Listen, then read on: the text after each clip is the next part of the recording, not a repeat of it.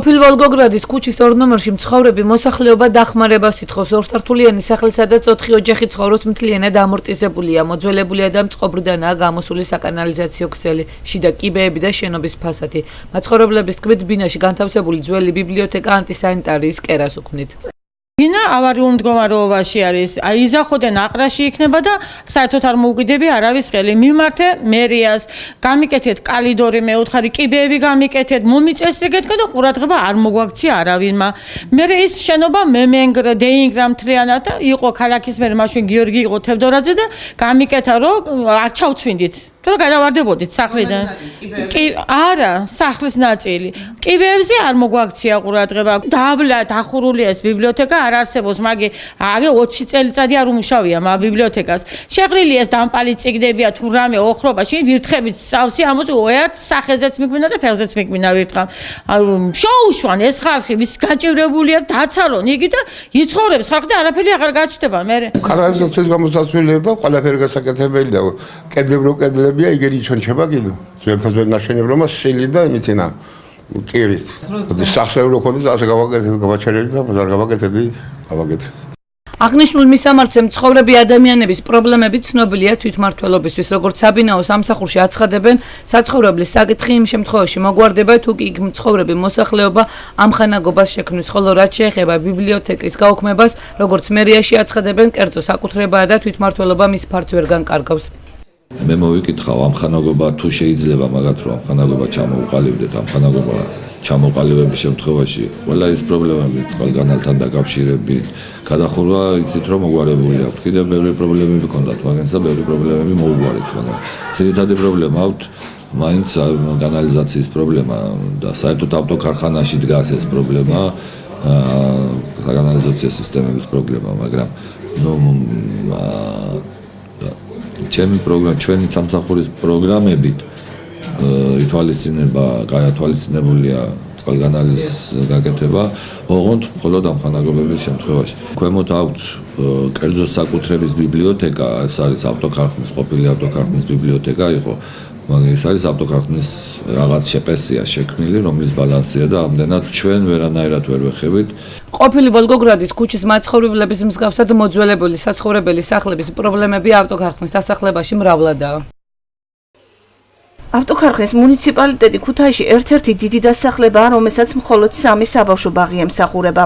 პრობლემა, რომელიც სკოლამდელი ახსაზრდელებს ამ ეტაპზე აწუხებთ, აქტუალური მას შემდეგ გახდა, რაც საბავშვო ბაღების დაფინანსება სახელმწიფომ სრულად თავის თავზე აიღო.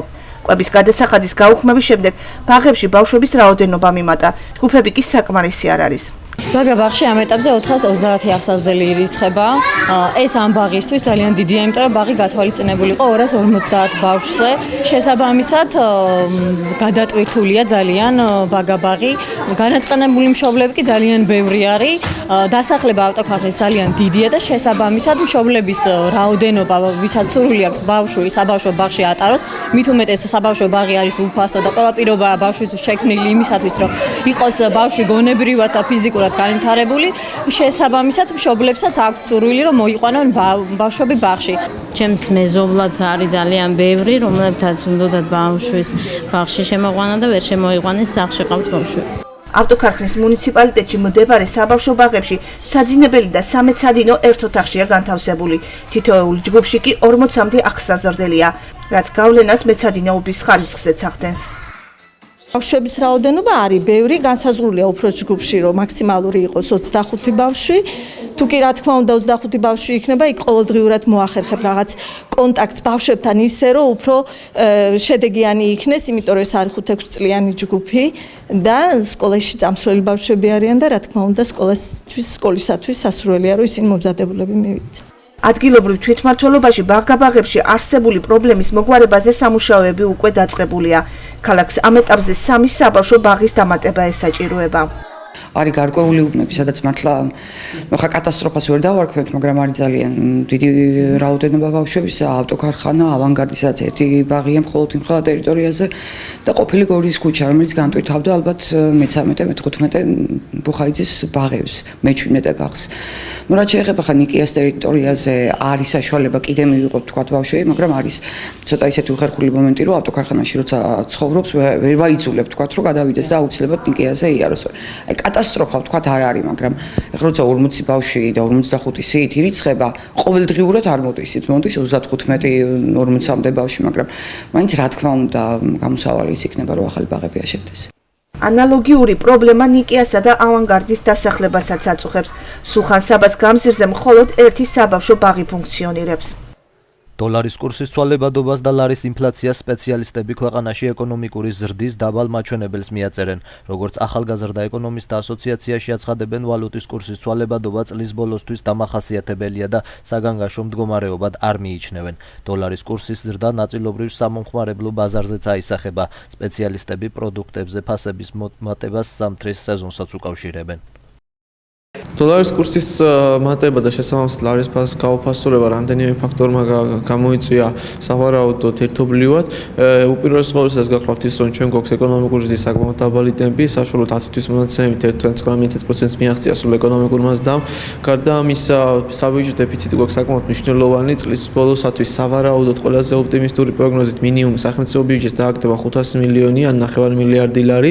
ანუ ყოველივე ამან ასახვა ბუნებრივია ვალუტის კურსზე.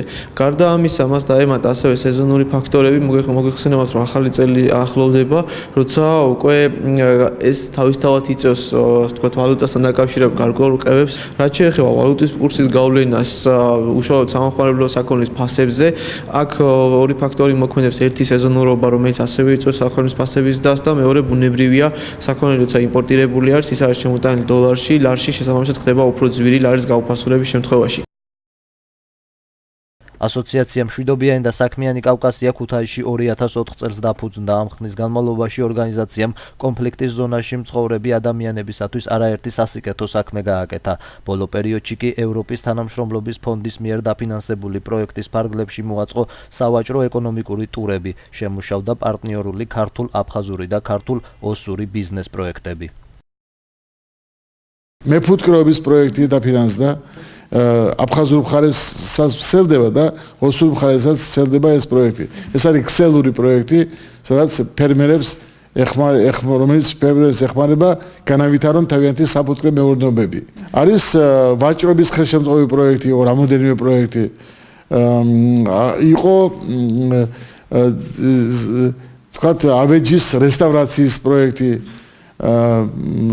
აფხაზურ მხარეს მოხერხდა მისი გაკეთება. არის ასევე სასათბურე მეურნეობის პროექტი გაკეთებული, განვითარების სასათბურე მეურნეობის, რომელიც ვერ დავიწყეთ, იმიტომ ჯერჯერობით ვეძებთ კიდევ ამის სპონსორს. ფაქტიურად ამ კუთხით სამწუხაროდ მიუხედავად იმისა, რომ ფონდების მოძიებაზე დიდი მუშაობა მიდის, ჯერჯერობით შედეგი არ გვაქვს. მაგრამ გვაქვს მცირე პროექტები კიდევ განვითარებული, რომელიც ეხება სტილისტის კაბინეტის მოწყობას, სილამაზის სალონის მოწყობას, როგორც ოსურ მხარეს გაკეთდა ეს, ასევე გაკეთდა აფხაზურ მხარეს. პროექტი იმდენად მნიშვნელოვანია კონფლიქტის ტრანსფორმაციისათვის, რომ შეიძლება ითქვას, რომ არნახული შედეგები მივიღეთ. მე შემიძლია გითხრათ, რა გავიარეთ და რა გაიარა ჩვენი პროექტის ფარგლებში კონფლიქტის ზონაში მცხოვრებმა ჩვენმა ხალხმა. მათ გაიარეს ტრენინგები, კონსულტაციები, განათლების საკითხებში, სამედიცინო საკითხებში, იურიდიულ საკითხებში, ვაჭრობა ეკონომიკის საკითხებში. მუდმივად ვართ სატელეფონო კავშირზე, სოციალური ქსელებით. დღემდე მიუხედავად იმისა, რომ პროექტი დამთავრდა, დღემდე გვაქვს თითქმის პროექტი გრძელდება, შეიძლება ითქვას ასე, რომ მუდმივად არის კითხვები, კონსულტაციების მიღება. საკალათბურთო კლუბმა ქუთაისმა ჩემპიონის ტიტული დამსახურებულად მოიპოვა საფინალო შეხვედრა სპორტის სასახლე უმასპინძლა, სადაც ქუთაისელმა კალათბურთელებმა თბილისის დინამოს 5 ქულის სხვაობით სძლიეს. შეხვედრა დაძაბულ ვითარებაში მიმდინარეობდა, თამაშის განმავლობაში ქუთაისელ სპორტსმენებს გულშემატკივართა შეძახილებიც ამხნევებდა. საბოლოო ჯამში ქუთაისმა დინამოს გუნდი 83-78 დაამარცხა. დღეს იხილეთ ერთობა და ძალა ქუთათურთა შესრულებით. უღრმესი მადლობა თითოეულ ქუთათურს, თითოეულ მობრძანებულ სტუმარს თუ მასპინძელს, დიდი მადლობა თბილისის დინამოს. ძალიან სერიოზული კლუბი არის თავისი მიზნებითა და დიდი ამოცანებით. საკმაოდ დაძაბული თამაში იყო, ხდებოდით დინამოს, რომელიც პირველ ადგილზეა და ღირსეულად გაიმარჯვენ ჩვენებმა, გილოცავთ და ულოცავ ყველა გულშემატკივარს. ქუთაისის სპორტის სასახლეში მინდვრის ჰოკეიში საქართველოს თასის გათამაშების ტურნირი დაიწყო. მასში მონაწილეობას გოგონებისა და ვაჟების 4 საუკეთესო გუნდი იღებს. მინდვრის ჰოკეი ოლიმპიურ სპორტად 1908 წელს გამოცხადდა. საქართველოში კი 1970 წლიდან იწყებს განვითარებას. დასკვნითი ტური ხვალ გაიმართება, გამარჯვებული გუნდი საქართველოს თასის მფლობელი გახდება. წლის ჩემპიონატს ვამთავრებთ საქართველოს თასის გათამაშებით და დღეს და ხვალ ქუთაისის სპორტის სასახლე მასპინძლობს საქართველოს თასის გათამაშებას.